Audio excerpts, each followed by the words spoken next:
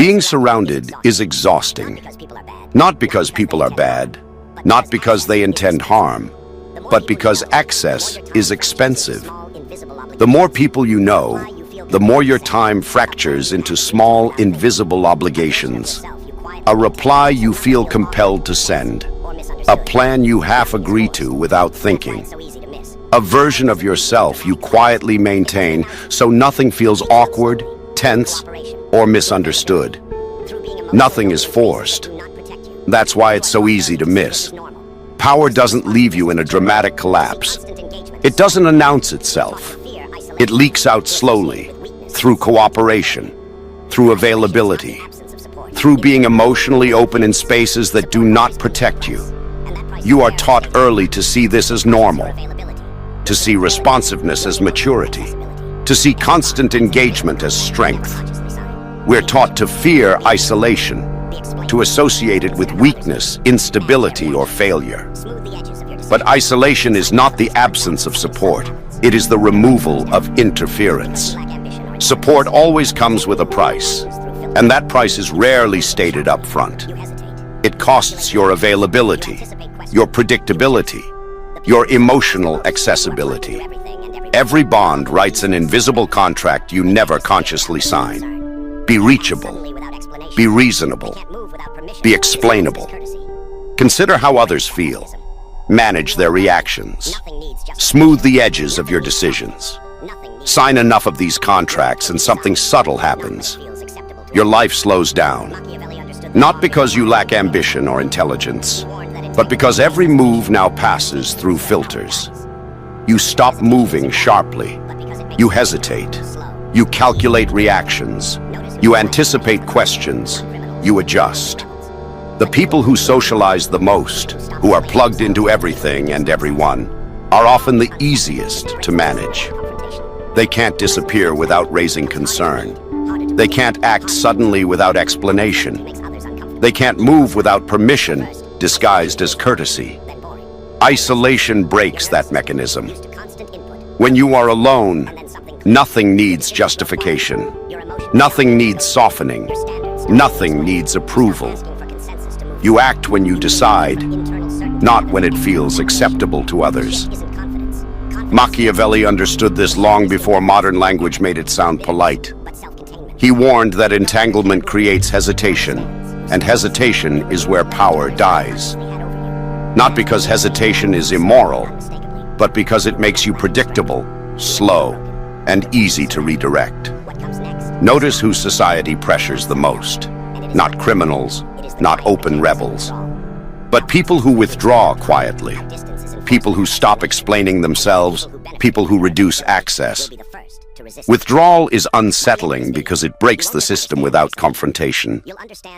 A person who steps back becomes harder to read, harder to predict, harder to control. That uncertainty makes others uncomfortable, even hostile. At first, isolation feels wrong, then boring, then restless. Your nervous system, used to constant input, protests, and then something clears. Your decisions grow quieter. Your emotions stop being negotiated. Your standards stop being explained. You stop asking for consensus to move forward. You begin acting from internal certainty rather than external validation. The shift isn't confidence. Confidence still seeks feedback. The shift is indifference, not apathy, not bitterness, but self-containment. When you no longer care who agrees, who understands, who stays, you remove the leverage others unconsciously had over you. And that's when the realization lands, slowly and unmistakably.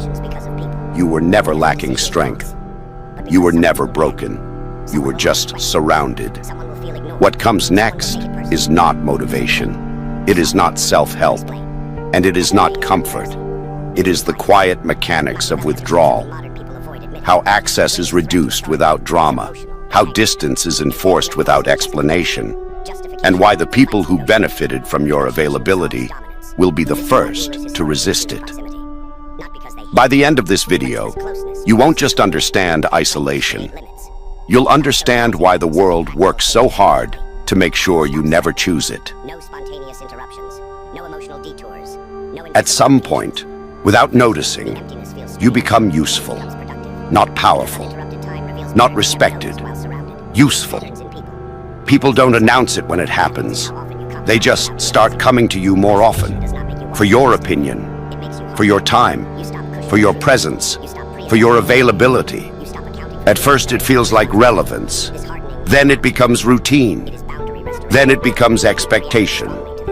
And expectation is where power quietly flips direction. The moment people expect access to you, the relationship changes.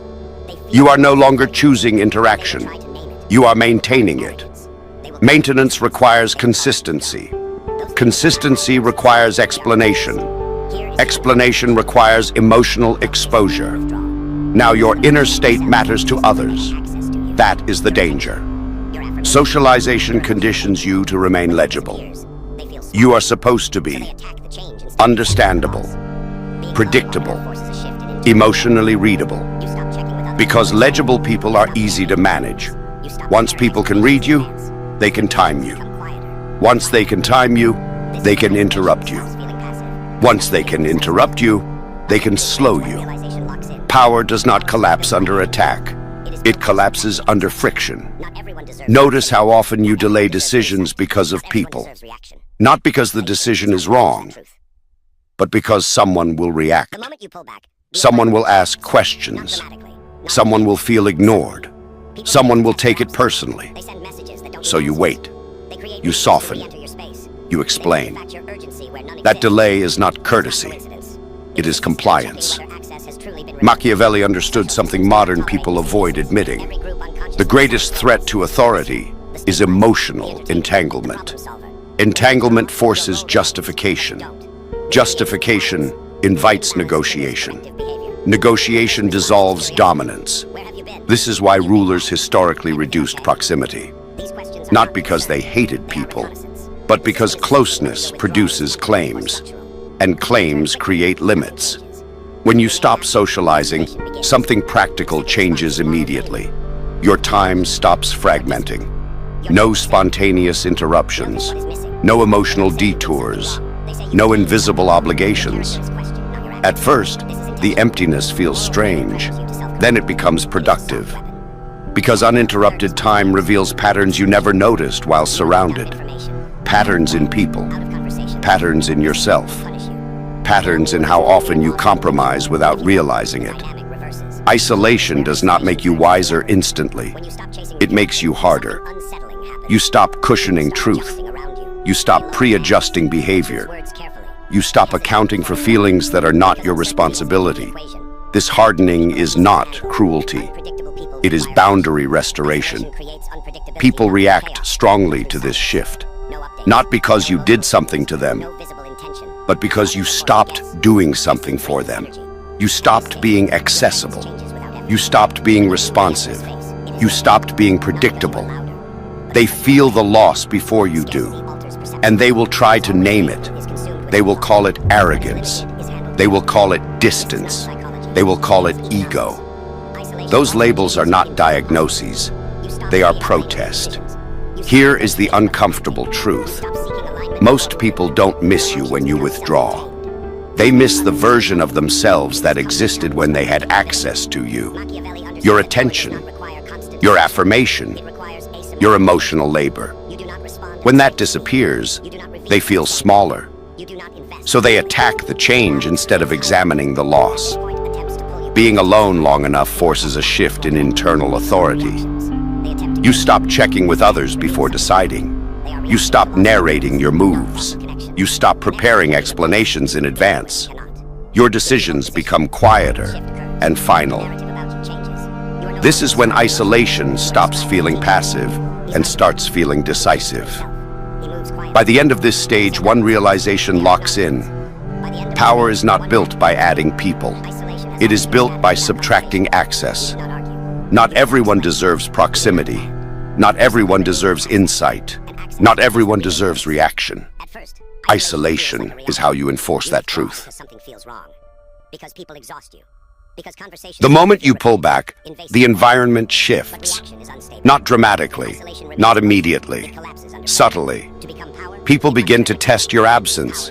They send messages that don't need answers. They create reasons to re-enter your space. They manufacture urgency where none exists. This is not coincidence. It is a system checking whether access has truly been revoked. Social systems do not tolerate missing pieces. Every group unconsciously assigns roles: the listener, the stabilizer, the entertainer, the problem solver. When you withdraw, your role remains, but you don't. This creates imbalance, and imbalance triggers corrective behavior. The first response is curiosity. Where have you been? You've been quiet. Everything okay? These questions are not concern. They are reconnaissance. The system is assessing whether your withdrawal is temporary or structural. If you return quickly, nothing changes. If you remain absent, escalation begins. The second response is moral framing. You've changed. You're distant. You're not the same anymore. Notice what is missing. They don't say you did something wrong. They say you became something wrong. Your character is questioned, not your actions. This is intentional. Moral framing pressures you to self-correct. It is a soft weapon. If that fails, the third response appears: exclusion. You are left out of information, out of plans, out of conversations. This is meant to punish you. But it only works if you fear loss of inclusion. If you don't, the dynamic reverses. Here is where isolation turns into leverage. When you stop chasing reconnection, something unsettling happens. People start adjusting around you. They lower demands. They choose words carefully. They hesitate before interrupting, because uncertainty has entered the equation. Predictable people are easy to handle. Unpredictable people require caution. Isolation creates unpredictability not through chaos, but through silence. No updates, no emotional signals, no visible intention. Others are forced to guess. Guessing drains energy. At this stage, your presence changes without effort. When you do re-enter a space, it is noticed. Not because you are louder, but because you are rare. Scarcity alters perception. What is always available is consumed without thought. What is limited is handled carefully. This is not psychology. It is economics. Isolation also changes your internal posture. You stop pre-explaining your decisions. You stop negotiating before acting. You stop seeking alignment before movement. Your actions become self-contained. This makes others uncomfortable, because comfort comes from predictability. Machiavelli understood that power does not require constant assertion. It requires asymmetric engagement. You do not respond at the same speed. You do not reveal at the same depth. You do not invest equally. Imbalance creates hierarchy. At this point, attempts to pull you back intensify. People test boundaries more directly. They provoke reactions. They attempt to guilt you. These attempts reveal something critical. They are reacting to loss of influence, not loss of connection. Connection can be replaced. Influence cannot. If you hold position, a final shift occurs. The narrative about you changes. You are no longer described emotionally. You are described strategically. He's hard to reach. He keeps to himself. He moves quietly. These are not insults. They are acknowledgments. By the end of this phase, one fact becomes clear. Isolation has altered your status without confrontation. You did not argue. You did not explain. You did not demand. You simply removed access. And access is the real currency. At first, isolation feels like a reaction. You withdraw because something feels wrong. Because people exhaust you. Because conversations start to feel repetitive, invasive, or empty. But reaction is unstable. If isolation remains emotional, it collapses under pressure. To become power, it must turn mechanical. Power is never accidental. It is designed. Most people misunderstand distance. They think isolation means disappearing completely, cutting everyone off, becoming unreachable. That is not power. That is chaos. Real isolation is controlled exposure. You are not gone. You are regulated. The first layer of this system is response control. You stop responding according to urgency created by others. Messages are no longer answered based on emotional pressure. Calls are no longer taken simply because they arrive. You respond when it is strategically clean to respond. This does something subtle but profound. It reverses tempo. The person who controls tempo controls interaction. The person who reacts immediately surrenders tempo. Over time, people begin adjusting to your rhythm instead of expecting you to match theirs. That is hierarchy forming quietly. The second layer is information discipline. You stop explaining your movements. You stop announcing intentions. You stop narrating your inner process. Not because you are hiding, but because information is leverage. The more people know about what you are doing, the more they feel entitled to comment, influence, or interfere. Silence removes entitlement. You let results speak instead of process. This creates a symmetry. Others talk. You observe. Others speculate. You decide. The third layer is emotional containment. Most people leak emotion constantly. They vent. They complain. They process out loud. This feels healthy, but it creates dependency. It invites comfort, advice, correction, and judgment. When you stop leaking emotion, something shifts. People no longer know how to place you emotionally. They cannot tell if you are pleased or displeased. They cannot tell if you are affected or indifferent. This ambiguity is destabilizing, and destabilization creates caution. Isolation also restructures your thinking. Without constant social input, your mind stops fragmenting. You are no longer reacting to opinions, news, group moods, emotional contagion. Your thoughts lengthen. You begin thinking in chains, not impulses. If I do this now, what happens in 6 months? If I allow this access, what happens next year? If I delay, who adjusts? This is strategic thinking. It cannot exist in constant social noise. Machiavelli understood this deeply.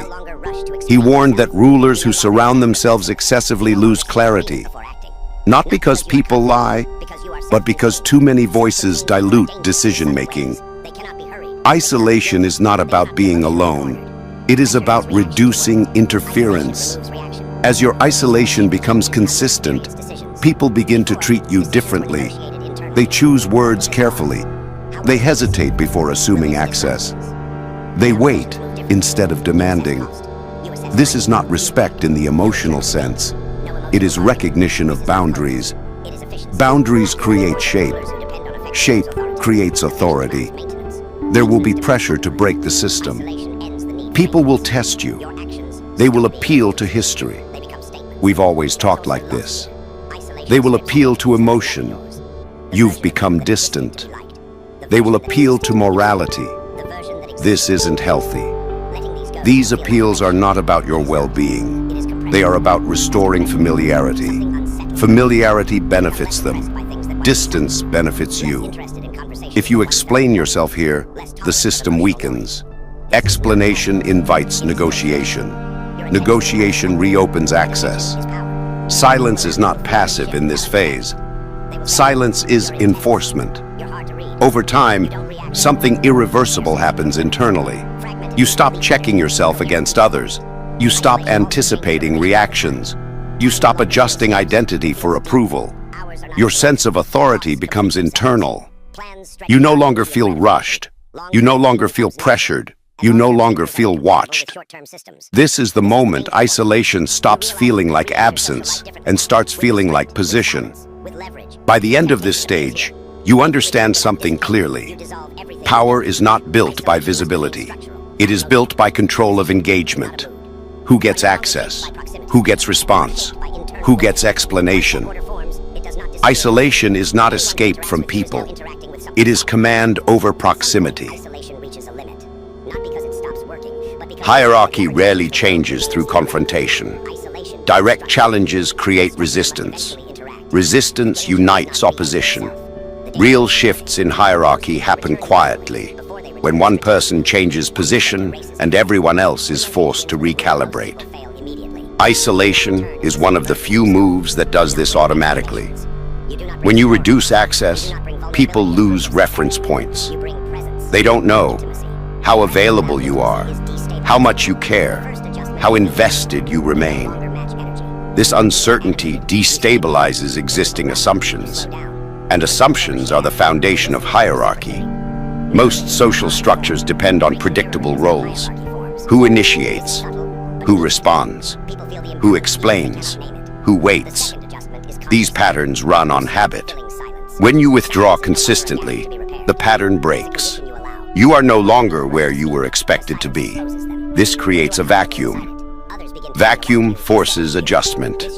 Others begin compensating. Some talk more to fill silence. Some hesitate to act without feedback.